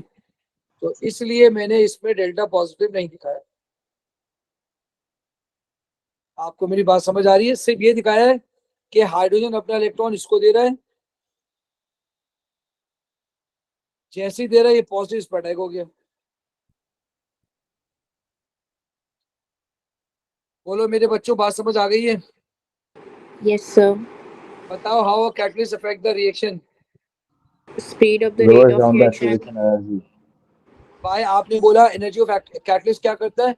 एनर्जी ऑफ एक्टिवेशन को Lowers कम down करता the activation by providing an alternative route. और ऑल्टरनेट रूट देता है। कितने मार्क का क्वेश्चन था? 2 मार्क का। तो it lowers the energy of activation, provide alternating route with lower energy उसके बाद मैंने अगला लिखा increase the rate of reaction. जब एनर्जी ऑफ एक्टिवेशन कम हो जाएगी मेरे बच्चों तो रेट ऑफ रिएक्शन बढ़ जाएगा ना बेटा। चेक करना, जी सर। यही आंसर है मार्किंग स्कीम में। जी सर। ठीक है, अब अगला क्वेश्चन है फिगर 4.1 और 4.2। To justify why H3PO describe as a catalyst. Catalyst वो होता है जो स्टार्ट में यूज हो और आखिर में दोबारा बन जाए। बोले क्या ये दोबारा बन गया है? जी sir. Consume and produce again. H3PO4 utilized in figure 4.1 and reform in figure 4.2. So use as catalyst. बोलो मेरे बच्चों, बात समझ आ रही है? सर हाँ बेटा बोले। ये लिख सकते हैं कि इट्स रीजनरेटेड। हाँ बेटा, रिफॉर्म रीजनरेटेड एक ही बात है।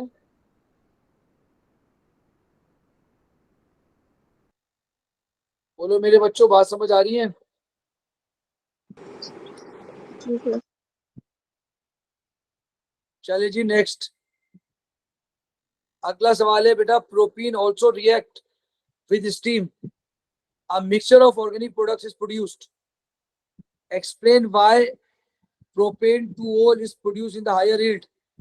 मेरी बात गौर से सुनिएगा।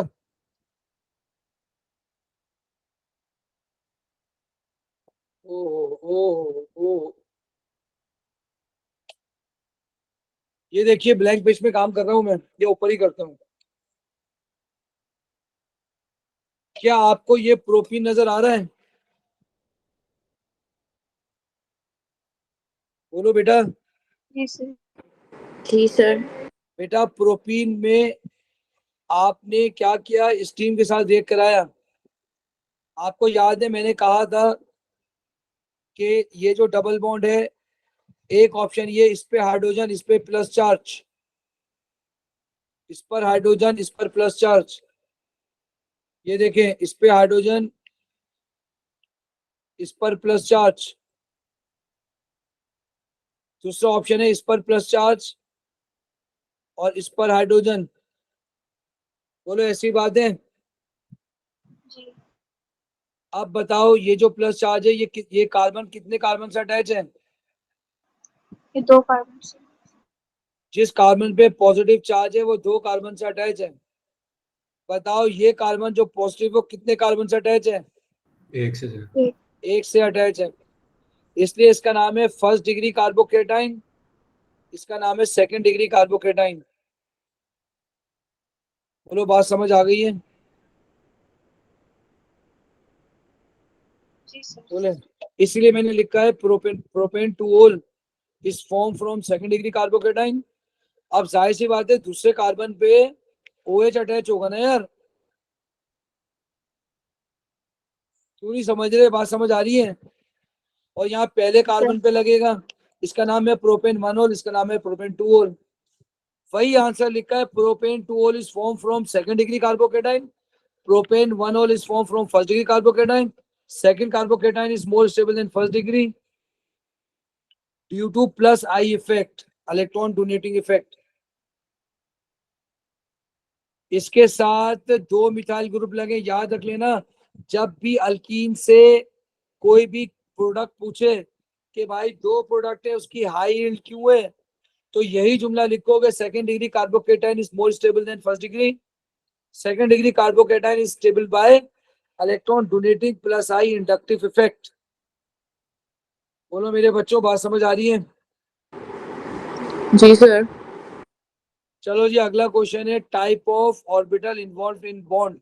बताइए सिग्मा बॉन्डिंग में, यहां देखें, describe the covalent bond present between the carbon atom in ethene molecule by completing the table. मेरे बच्चों इथीन का पूछ रहा है, इथीन। बोलो ये कार्बन कौन सा हाइब्रिडाइज्ड है? sp2 सर sp1p2 3 बॉन्ड वाला sp2। बोलो ये कार्बन कौन सा है? ये भी sp2 है सर sp2 है सर। तो बोलो सिग्मा बॉन्ड किन दो के दरमियान बना? sp2 sp2 sp2 sp2।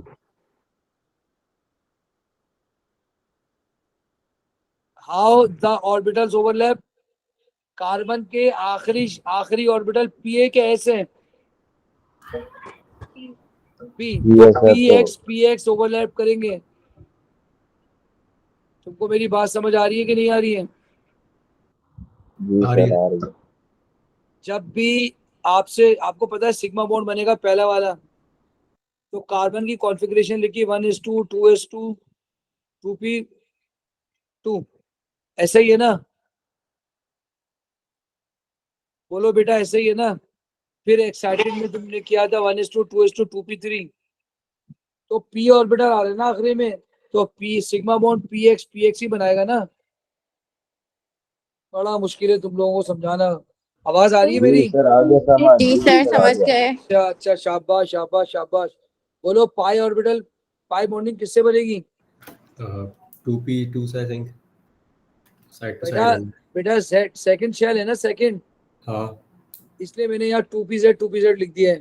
Z लिखना जरूरी तो नहीं है? क्या दोबारा बोलना बेटा? वो लिखना जरूरी, Z लिखना जरूरी तो नहीं ना, Z जहाँ पे लगाया। नहीं 2p ऑर्बिटल भी लिख सकते हैं, 2pz भी लिख सकते हैं, मैंने दोनों लिखा हुआ सही। बिटवीन 2p ऑर्बिटल, ठीक है। और मैंने साइड टू साइड लिख के बता देना पाई ऑर्बिटल ऐसे ही बनता है।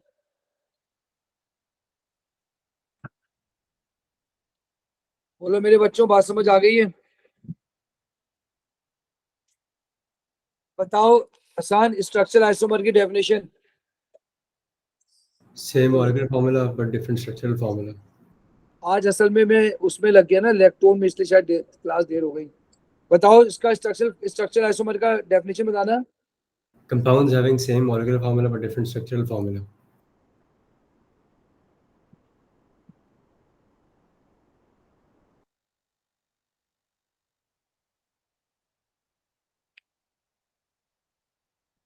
Same molecular formula but different structural formula.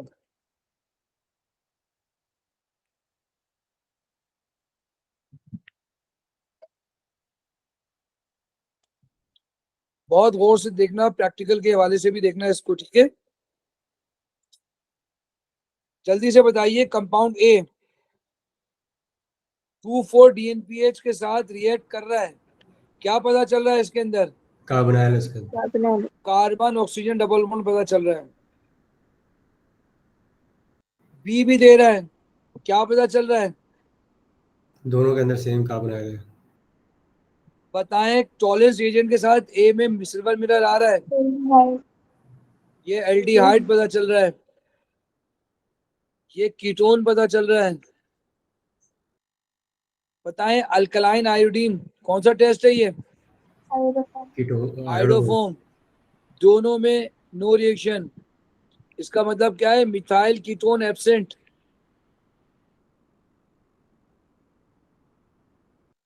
इसका मतलब क्या हुआ? Methyl ketone absent. बताएं टोटल। हाँ बोले सर। ये एल्कलीन I2 अल्कोहल टेस्ट करने के लिए हो सकता है? अल्कोहल, हाँ हो सकता है, लेकिन ऊपर से टेस्ट में मालूम चल गया ना अल्कोहल है नहीं कार्बोनाइल है। जी सर मैं पूछ रहा था, ठीक है। कोई ऐसा अल्कोहल जिसके एडजेसेंट में मिथाइल लगाओ हो सकता है, लेकिन शर्त ये है कि 3rd डिग्री ना हो, आइडोफॉर्म होगा। हर वो अल्कोहल जिसके एडजेसेंट में OH के एडजेसेंट में CH3 हो वो आइडोफॉर्म देगा, accept 3rd degree. 3rd degree के बराबर में CH3 होगा OH के, तब भी नहीं देगा। बोलो मेरे बच्चों बात समझ आ रही है? जी सर।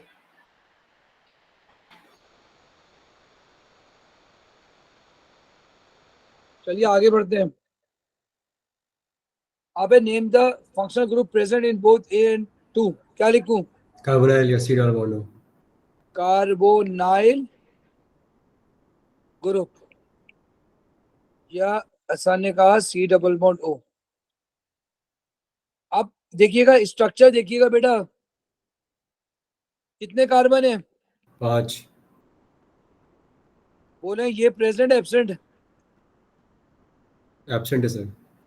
अच्छा बताइए ए एल्डिहाइड है या कीटोन है? Aldehyde है. तो सबसे पहले तो ये बना लें आप।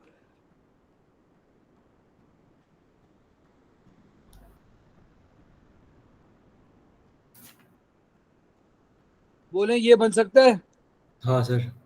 अच्छा लेकिन सर. ऊपर ऊपर गौर से देखें क्या क्या लिखा है। ऊपर लिखा है स्ट्रक्चरल आइसोमर है एक दूसरे के, they are both straight chain molecule with only one functional group, ये स्ट्रेट चेन है। तो बोले पहले वाला स्ट्रेट चेन हो गया, हाँ. क्या नाम है इसका? पेंटेनॉल। पेंटेनॉल। स्ट्रक्चर का है तो CHO लिख दें आखिर में। अच्छा सर. अच्छा बी देखें, बी बी बी क्या ये हो सकता है?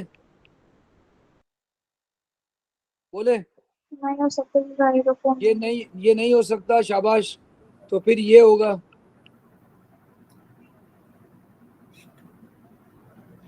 इसके अलावा और कोई चांस ही नहीं है। क्या अच्छा नाम सर. है इसका? 3 ऑन। पेंटेन थ्रियोन। अब चाहे तो इसको कंपनी बना दें। कुछ सर. पूछ रहे थे? हाँ बोले। MS के अंदर ना इसने स्केलेटल फॉर्मूला लिखा हुआ है और यूजुअली जब ये कहता है ना स्ट्रक्चर बनाओ तो ये स्केलेटल दिया हुआ होता है इसने. वो इसकी मर्जी है, मार्किंग स्कीम टीचर्स के लिए, स्टूडेंट के लिए नहीं है। आप खुद बताएं, ड्रॉ द स्ट्रक्चर लिखा हुआ है ना, अगर हाँ आप स्केलेटन बनाएंगे आपको नंबर देगा वो? सर उससे तो आप खुद बनाया बताएं, वो तो टीचर के लिए चेक करने के लिए। है. सर ठीक है सर. आप मुझे खुद बताएं ना, ड्रॉ द स्ट्रक्चर में स्केलेटन, वैसे भी स्ट्रक्चर में देखिए मेरी बात सुनिए, स्ट्रक्चर फॉर्मूला नहीं लिखा हुआ, तो आप जो चाहे बना सकते हैं। अगर आप चाहें तो आप ऐसे खोल के लिखें,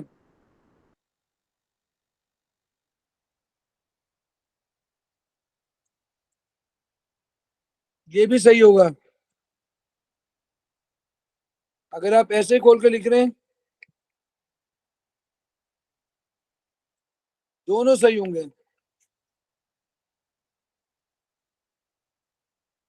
चले अब ये कह रहे सी स्ट्रक्चर आइसोमर है A और B का। C is a straight chain, लेकिन दो फंक्शनल ग्रुप हैं। C is C show only one type of stereoisomerism। पता है 2,4-DNPH के साथ क्या रिएक्शन आया? नहीं सर. Carbonyl absent. ब्रोमीन के साथ कलर हुआ, इसका मतलब क्या हुआ? Carbon carbon double bond. Alkaline iodine के साथ रिएक्शन दे रहा है, इसका मतलब क्या हुआ? एल्डिहाइड तो है नहीं, अल्कोहल ही होगा, ये वाला अल्कोहल।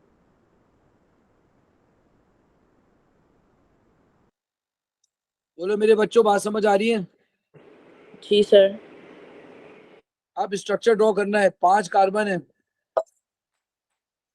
5 कार्बन है और 10 हाइड्रोजन है। 5 कार्बन है, 10 हाइड्रोजन है, 1 ऑक्सीजन, तो 1 अल्कीन है, ठीक है, और 1 अल्कोहल है। बताइए क्या ये हो सकता है? बोले अब तक के समझ आ रही है बात? जी सर।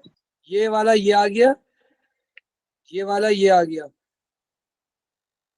अच्छा बताइए सिस ट्रांस आइसोमर है इसका? नहीं सर. नहीं। क्यों नहीं है? इसने कहा था only one type of stereo isomerism. या तो कायरल होगा, बात समझ आ रही है? 1 2 3 4 5 5 हो गए। अब हाइड्रोजन लगाने हैं आपने 10, तो ये कायरल हो गया। अब अगर आपने सिस ट्रांस बनाया तो कितने स्टीरियो आइसोमर हो जाएंगे? तो तो वो तो गलत हो जाएगा। तो लिहाजा गलती से जो मैंने डबल बॉन्ड बनाए हैं कोने पे वो सही है बिल्कुल। अगर आपने बीच में लगाया तो इसका सिस ट्रांस बन जाएगा।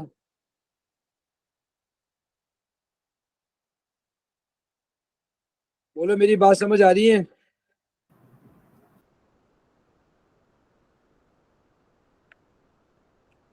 नहीं आ रही समझ में? आसान कहाँ गए? नहीं सर, समझ में आ गया। समझ में? आप बताओ मार्किंग स्कीम में यही स्ट्रक्चर बना है, ऐसे ही बना है? एक सेकेंड सर। सर अगेन उसने स्केलेटल बनाया हुआ है। स्केलेटन बना लो। खैर वो गलत नहीं है सर, सारे ऐसे ही बनाता है, वो अनरिलायबल है। गलत नहीं है मुझे मालूम है ना। अगर तुम चाहो तो इसको भी स्ट्रक्चर खोल के बना दो, डिस्प्ले कर दो। एच एच एच सब सही है। Name the type of stereo isomerism shown by molecule C. Optical. Optical isomerism. Optical isomerism. अब आ गया यही इलेक्ट्रॉन। बोलो इलेक्ट्रॉन है लेक्टाइड है क्या है? इलेक्ट्रॉन कैसे मालूम? एक एस्टर एक एस्टर है और साइक्लिक है। एक एस्टर है और साइक्लिक है।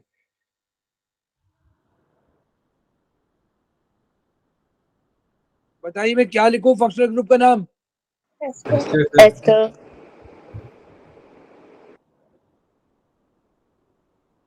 बताएं कौन सा रिएक्शन है? Condensation. When D reacts to form E।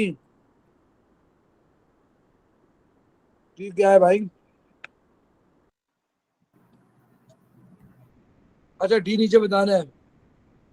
देखिए उस ऊपर लिखा हुआ है ना identify the type of reaction. जी बिल्कुल। To form E in water. Ester ही बनेगा ई। तो बोले एस्टर बनने का नाम क्या है? कंडेंसेशन या एस्टरिफिकेशन। कंडेंसेशन। कंडेंसेशन या एस्टेरिफिकेशन। तो अगर हम ब्रैकेट में कोई चीज डाल दें तो वो उसको काटेगा तो नहीं ना, बस क्या कर लेंगे। क्या दोबारा बोले क्या? अगर हम ब्रैकेट में डाल दें साइड में जैसे स्टेरिफिकेशन और उसने अगर एक्सेप्ट नहीं किया हुआ तो एक चीज एक्सेप्ट हो रही है तो वो सही हो जाएगा ना, मार्क मिल जाएगा। देखिए मेरी बात सुने। हर कंडेंसेशन एस्टेरिफिकेशन नहीं होती, आपको पता है ना। बाज वक्त HCl भी एलिमिनेट होता है और मॉलिक्यूल कंडेंस होता है। बात समझ आ रही है? जी एस्टेरिफिकेशन में हमेशा एस्टर में अगर एस्टेरिफिकेशन लिखेंगे गलत नहीं होगा। सही है। ठीक है। बताइए अगर अमाइड बन रहा होता तो क्या मैं एस्टेरिफिकेशन लिखता? नहीं सर, सिर्फ कंडेंसेशन आता फिर। तो फिर कंडेंसेशन आता।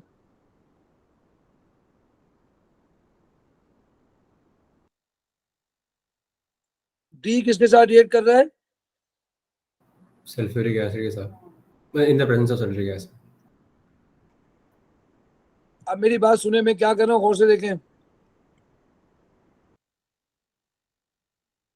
इसको कॉपी किया।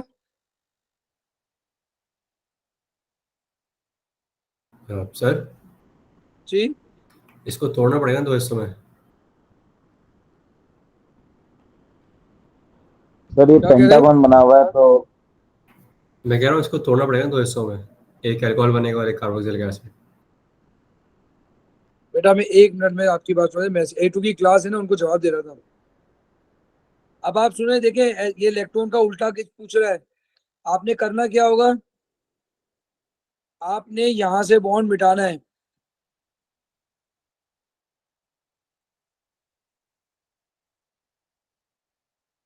मेरी बात गौर से सुनिएगा।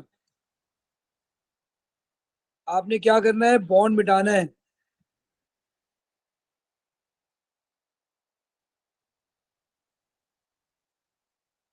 ये बॉन्ड मिटाया।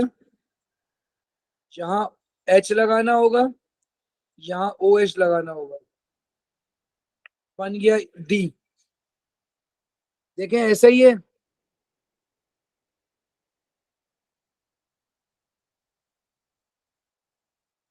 सर आसान ऐसा ही है बेटा, बोले। सर आपने सही बनाया, उससे बस एमएस के अंदर ना खोल के लिख दिया है इसको, मतलब बस उससे मैंने आपको समझाने के लिए लिखा है, इससे आसान नहीं है। अब मैं खोल के लिखूंगा आपको समझ ही नहीं आएगा कुछ बच्चों को। मतलब आपने साइक्लिक लिखा हुआ है ना, उससे साइक्लिक को तोड़ दिया। जो साइकिल नहीं है बेटा, साइकिल का है, ये साइकिल होती तो ये फोन तो मैंने तोड़ दिया। हाँ ठीक है, समझ में आ गया सर। ठीक है, ये देखें, यूं लिख के, ये ओएस लिख के, वहाँ पर ये ऐसे लिखा हुआ है सर। ये समझ नहीं आएगा आपको। ऐसे लिख के सर ऊपर वाला सही है सर, ऊपर वाला सही है, ऊपर समझ वाले तो आ रहा लिखेंगे, है वो वो। काटेगा नहीं नंबर, क्योंकि आपने करा ही सही है। ये आईआर है, सवाल पढ़े बगैर।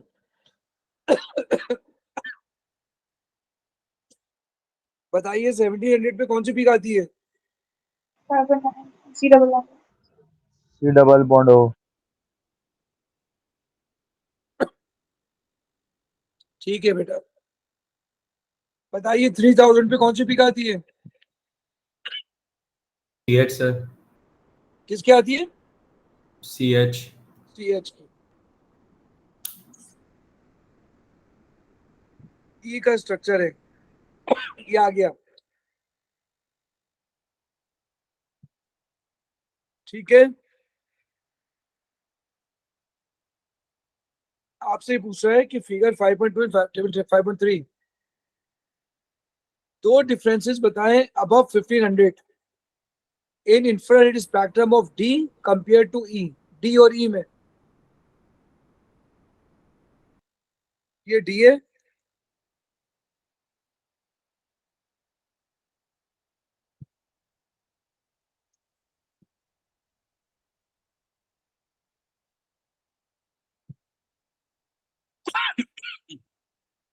कहाँ चले गए भाई? ये यही आ है गया सर। डी। ठीक है, ये आ गया डी। ठीक है, ये डी आ गया। अब ई कहाँ है? ये ई है, डी है, ये डी, ये बना।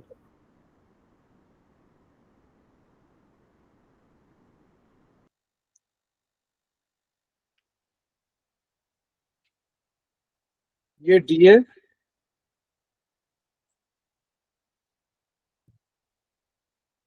ये ई है,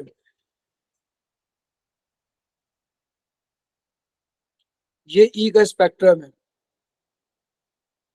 बताइए डी में क्या ओएच की पीक आएगी? आएगी सर, डी में आएगी।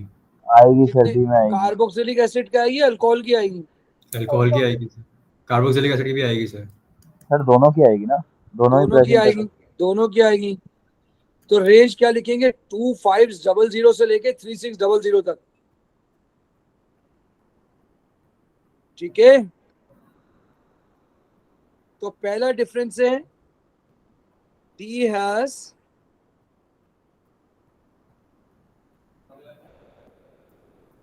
ब्रॉट, मुझे नहीं मालूम मार्किंग स्कीम में क्या चेक करना, ब्रॉट, सर सही लिखा है आपने। डी हैज ब्रॉट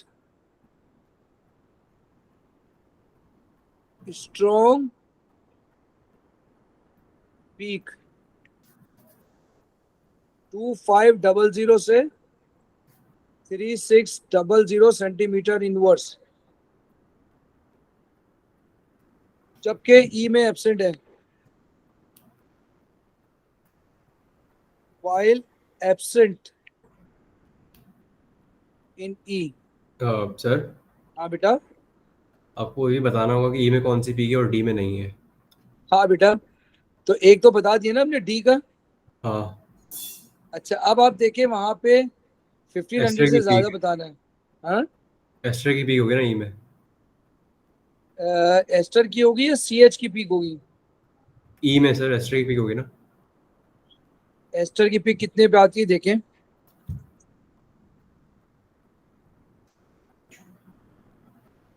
सर तो कार्बोनाइल की पीक वो लिखेंगे तो ना हम। कार्बोनाइल की तो दोनों में ही आएगी। सर, लेकिन उसकी जी तो कार्बोक्सिल वाली उसकी एस्टर की वो डिफरेंट है ना अप्रोक्सीमेटली। क्या कह रही दोबारा बोले? कह रही हूँ कार्बोक्सिल और एस्टर की डिफरेंट एब्जॉर्प्शन पीक्स है ना, लेकिन उसकी वैल्यू तो डिफरेंट है। हाँ, इसका मतलब ये हुआ कि ई के अंदर जो है कार्बोनाइल एस्टर लिखेंगे हम। एस्टर है ना, तो वो आएगी 1700 से 1750 1760 तक, ठीक है।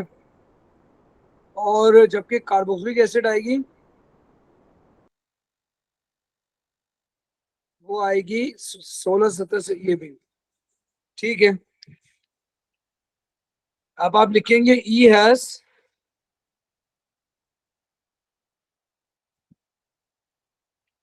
Ester peak,